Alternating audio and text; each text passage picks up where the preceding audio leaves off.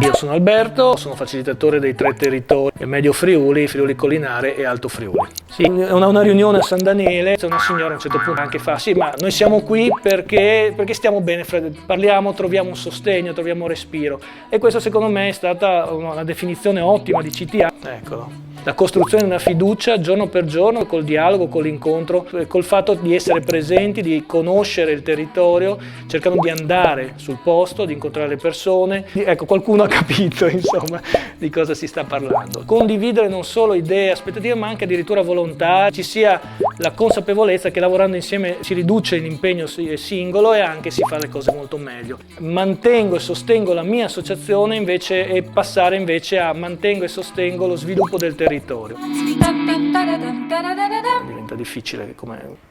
Buono.